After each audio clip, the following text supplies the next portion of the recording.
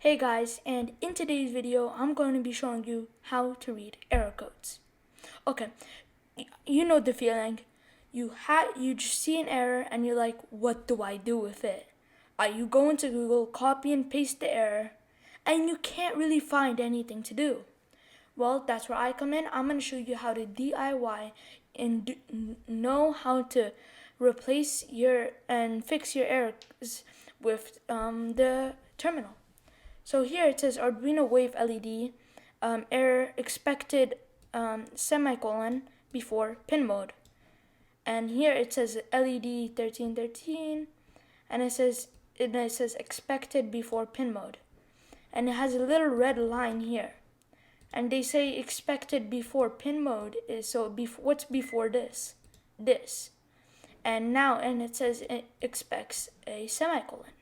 So what I can do is I can just put a semicolon here and let's check to make sure I got it right. And it's correct. Another common one is this.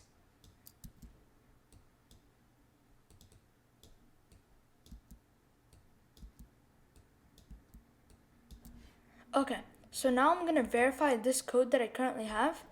And it says LED1 does not name a type. Digital write LED5, LED1 does not have a type. Name doesn't have a type.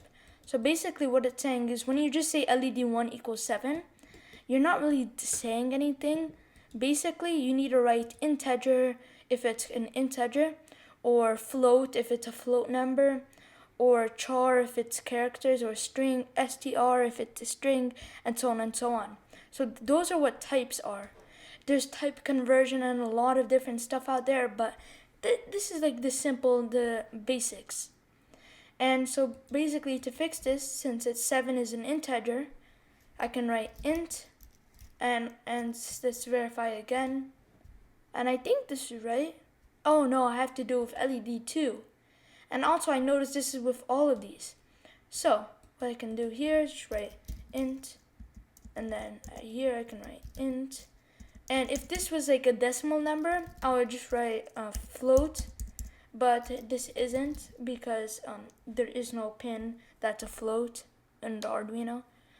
And so here I have everything declared. Let me try it again. And it works.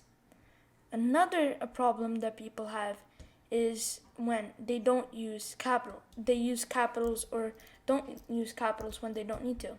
So for int, they would write int such as this. There's something the Arduino programming languages, they're very sensitive to these types of things. So if I even put a capital in int, it can be a whole different thing than int itself. So let me try it again. And here it shows me int does not name a type. And did you mean int? And actually this is a good helpful thing because it gives us a recommendation of what it thinks we try to do. So that is the end of the video. I hope you guys enjoyed reading your error codes, and now I hope you don't have to go through digging through the web trying to find out what your error means. Peace.